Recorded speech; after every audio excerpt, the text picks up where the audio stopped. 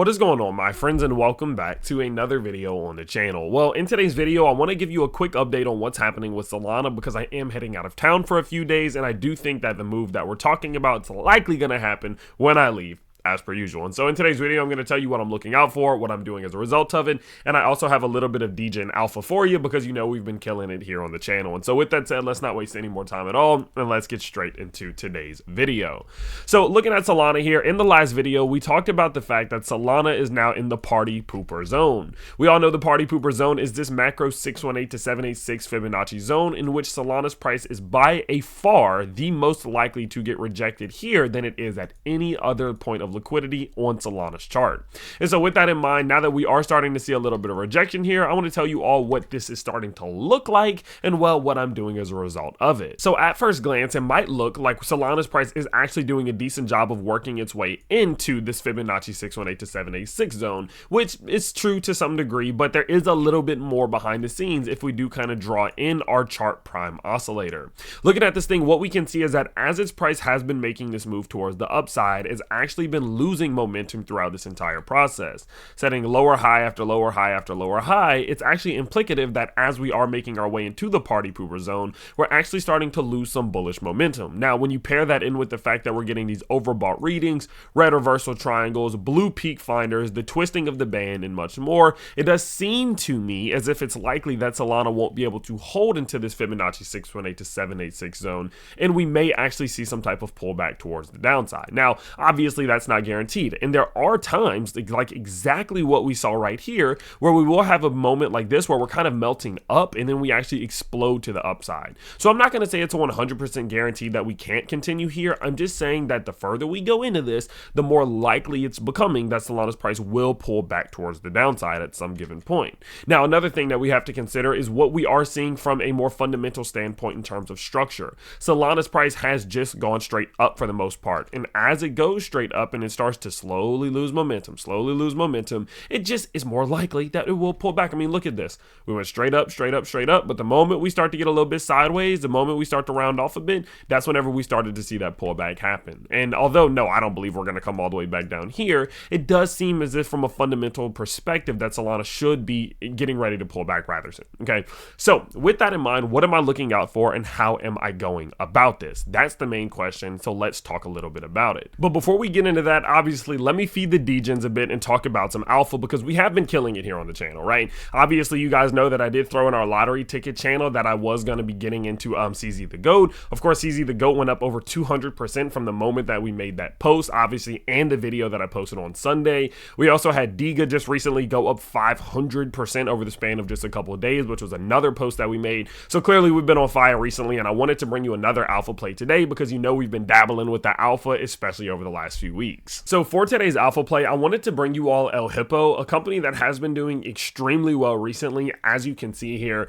currently sitting at a $7 million market cap with 840K in liquidity and over 12,000 holders and a very, very consistent uptrend since they did launch a few months ago. I think that they could continue this upward path and they could continue to do better. Now, obviously, there are no guarantees, and obviously, this could be the forever all-time high. You never know, right? But again, I do think that there's more opportunity going forward, and so I wanted to bring them to you today. Now, in terms of who they are, in their words, they are the next big meme coin. They said that this Hippo is big, and thanks to trending on crypto platforms and building up a loyal following of Hippo fans, they think HIP is going to be one of the hottest names in crypto. They say that if you're looking for a meme token with solid, fair tokenomics, true decentralization, a killer marketing team, and the best dang community you've ever seen, then welcome to Hippo. Now, what they've been able to do has been pretty damn impressive, especially for where they are, right? But what you have to understand is that meme coins don't really need a bunch of development and a bunch of utility. They really just need three things: a good team, good connections, and good funding. And if you have those three, you can generally do well like they're doing. What you can see is they have a very, very strong team around the branding.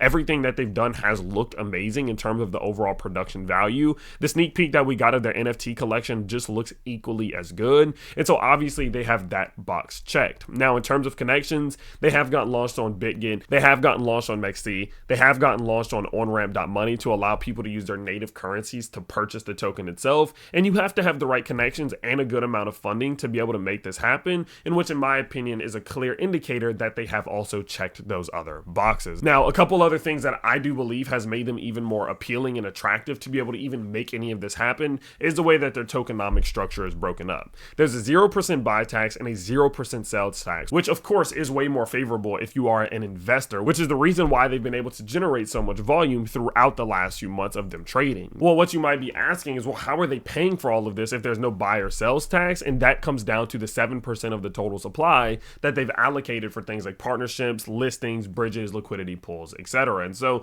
considering the fact that these big companies that they've partnered with are allowing them to use this token as a form of payment is a good sign, right? Because it just simply, again, goes to show that the token has a lot of potential. And so again, because of the branding, because of the team, because of the connections that they have and the moves that they've made with how well they've done, I think that this could easily be a winner. So I did throw in a little bit of cash when they reached out to me about partnering up with the channel, and then I decided to bring them on the channel as an alpha play for you. So of course, I hope you guys did enjoy. Now, I did release a full alpha report on them over in the Discord, so make sure you go to the Patreon link down below to check that out. And well, let's finish off today's video. So moving forward here with Solana, of course, what I did is I actually went and drew out some key levels of liquidity that I think we need to be on the lookout for, because in my opinion, although there is a strong chance that Solana's price does get rejected to the downside here, I actually have no belief whatsoever that its price is going to come back to set a new lower low below $9 or $8. I have no belief, literally 0% belief that that's going to happen. And so in my opinion, what's going to happen here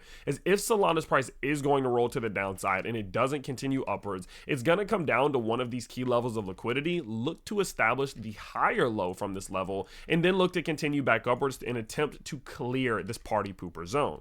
So the key levels that I'm currently looking at are $48.14 to the downside, $38.21, and then $27 to the downside. Now you could even mix in and just kind of sprinkle in this $58.50 zone, because we did have resistance here, and of course a little bit of resistance here. So if you want to go ahead and call that the fifth level, you absolutely could. And these are the key levels that I think are the most likely for Solana's price to get the bounce off of to the upside. Now, what I'm going to do as a result of this, knowing that these are such key levels, is I'm actually going to set my dollar cost averages at these levels. So for example, if its price does continue upwards but then pull back, say we come to 58.50, I'm gonna buy a little bit there. Say if we go down to 48.14, I'm gonna buy more there. If we go down to 38.21, I'm gonna buy even more there. And for some reason we go as low as 27.25 or 27.55, I'm gonna buy even more there, consistently increasing my size of my dollar cost average as we hit these key levels, because the lower it goes, the more likely it is that Solana's price will get that reversal back to the upside, and I would like my dollar cost average to be as low as possible in order